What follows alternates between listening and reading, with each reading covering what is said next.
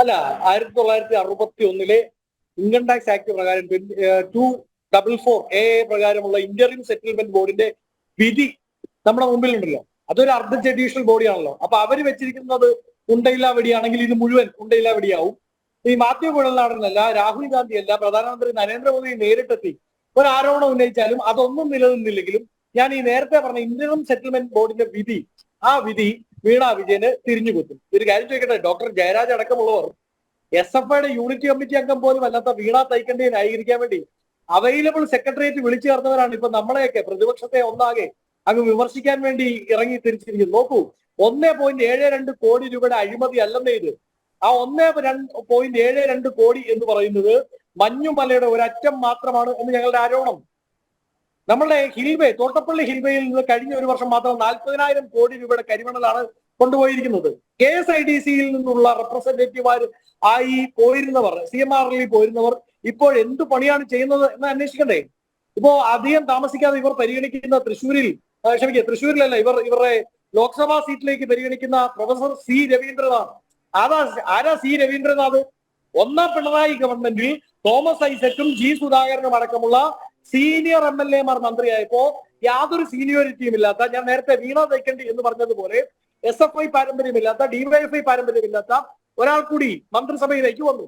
ആ ആളുടെ പേരാണ് C രവീന്ദ്രനാഥ്. എങ്ങനെയാണ് C രവീന്ദ്രനാഥ് മന്ത്രിസഭയിൽ വന്നതെന്നറിയാമോ? നമ്മുടെ ഈ കരിമണൽ കർത്തയുണ്ടല്ലോ, ആ കരിമണൽ കർത്തയുടെ ഭാര്യ ഈ C രവീന്ദ്രനാഥിന്റെ സഹോദരിയാണ്. രവീന്ദ്രനാഥിന്റെ സഹോദരിയാണ് കരിമണൽ കർത്തയുടെ ഭാര്യ. നോക്കൂ, ആ മന്ത്രിസഭയിൽ എങ്ങനെയാണ് രവീന്ദ്രനാഥിന് മന്ത്രിസ്ഥാനം കിട്ടിയത് എന്നതുപോലും പഠിക്കണ്ടേ? അത് തൊട്ട് ഇങ്ങോട്ട് ഈ കുടുംബത്തിന്റെ ശാഖകൾ, ആ ശാഖകളിലൂടെ കടന്നുപോയിരിക്കുന്ന വലിയൊരു അഴിമതിയുടെ കെട്ടാണ് പുറത്തേക്ക് വരാൻ പോകുന്നത്. 2015 ഒരു പത്രം മാതൃമലയാളം എന്ന് പറഞ്ഞുകൊണ്ട് ഈ സംസ്ഥാനത്ത് തുടങ്ങുകയുണ്ടായി. അന്ന് CPM-ന്റെ അണികൾ പോലും VS അച്യുതാനന്ദനല്ല ഞങ്ങളുടെ CM കാൻഡിഡേറ്റ് എന്ന് പറയാൻ മടിച്ചിരുന്ന ഒരു കാലത്ത്, ഭയപ്പെട്ടിരുന്ന ഒരു കാലത്ത്, ആ പത്രത്തിന്റെ മുഖപ്രസംഗം, ഇന്ന് ഞാൻ യാത്രയിലായതുകൊണ്ട് എന്റെ ഫോണിൽ തന്നെയാണ് ചർച്ചയിലുള്ളത്, അല്ലായിരുന്നു ഞാൻ കാണിക്കാമായിരുന്നു. ഈ ചർച്ചയ്ക്ക് ശേഷം ശ്രീ അനിൽ നമ്പ്യാറിന് ഞാൻ അയച്ചു തരാം. മുഖപത്രം എഴുതുകയാണ്, പിണറായി വിജയൻ മുഖ്യമന്ത്രിയാകും, മുഖ്യ ഉപദേഷ്ടാവായി VS അച്യുതാനന്ദൻ. അതായത് ഒന്നാം പിണറായി ഗവൺമെന്റ് അധികാരത്തിലേറി അവർ സത്യപ്രതിജ്ഞ ചെയ്ത സമയത്ത് മാധ്യമങ്ങൾ ചിന്തിച്ച, നമ്മളൊക്കെ ചിന്തിച്ചല്ലോ, VS-നെ എന്ത് ചെയ്യും, എങ്ങനെ VS അച്യുതാനന്ദനെ സെറ്റിൽ ചെയ്യും, എന്താണ് ആ ഫോർമുല എന്ന് അന്ന് പോലും നമ്മളൊക്കെ ചിന്തിച്ചുകൊണ്ടിരിക്കുമ്പോൾ അതിനും ഒരു വർഷം മുമ്പേ ആ ഫോർമുല എഴുതി വെച്ച പത്രമാണ് മാതൃമലയാളം. 2015. 2017 ആ പത്രം പൂട്ടിക്കെട്ടി. ആ പത്രത്തിന്റെ ഉടമയുടെ പേര് കരിമണൽ കർത്ത എന്നാണ്, ശശിധരൻ കർത്ത എന്നാണ്.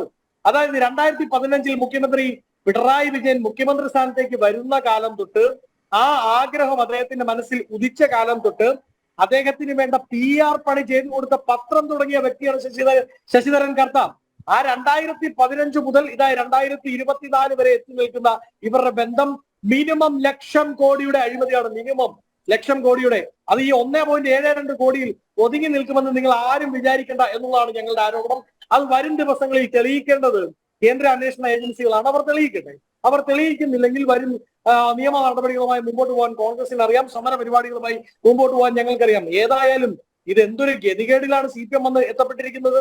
DYFIക്ക് വേണ്ടി തല്ലാനും കൊല്ലാനും നടന്ന ബിനീഷ് കോടിയേരിയെ ന്യായീകരിക്കാത്ത CPM, DYFIക്ക് വേണ്ടി CPM-ന് വേണ്ടി SFIയുടെ KSUവിന്റെ ABVP-യുടെ ഒക്കെ പിള്ളേരെ ക്യാമ്പസിൽ കയറി ആക്രമിക്കാൻ വേണ്ടി നേതൃത്വം കൊടുത്ത ബിനീഷ് കോടിയേരിയെ ന്യായീകരിക്കാൻ വേണ്ടി ഒരു പത്രസമ്മേളനം, 2 വരി പത്രക്കുറിപ്പ് പോലും കൊടുക്കാത്ത CPM, SFI എന്ന് കേട്ടാൽ അതിന്റെ ഫുൾ ഫോം പോലും അറിയത്തില്ലാത്ത, SFI എന്താണെന്ന് അറിയത്തില്ലാത്ത, അതിന്റെ കൊടി പിടിച്ചിട്ടില്ലാത്ത, അത് എഴുതാൻ പോലും അറിയാത്ത വീണ തൈക്കണ്ടിക്ക് വേണ്ടി അവൈലബിൾ സെക്രട്ടേറിയറ്റ് വിളിച്ച് ന്യായീകരിക്കുന്ന മാനക്കേടിലേക്ക് പ്രസ്ഥാനം എത്തിയില്ല.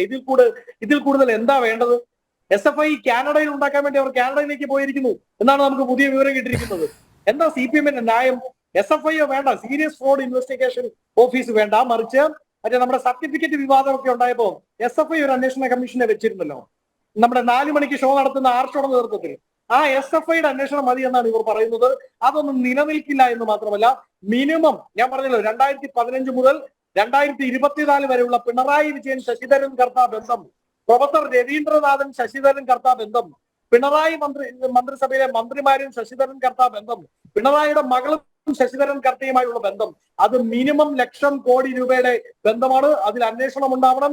അന്വേഷണം കൃത്യമായി ഉണ്ടായാൽ തീഹാർ ജയിലിൽ പോയി നമ്മുടെ മുഖ്യമന്ത്രിയെ വരും ദിവസങ്ങളിൽ സന്ദർശിക്കാനുള്ള ഭാഗ്യം എനിക്കും ശ്രീ അനിൽ നമ്പ്യാറിനും പ്രിയപ്പെട്ട കൃഷ്ണദാസിനും ഒക്കെ ഉണ്ടാകുമെന്നാണ് ഞാൻ പ്രതീക്ഷിക്കുന്നത്.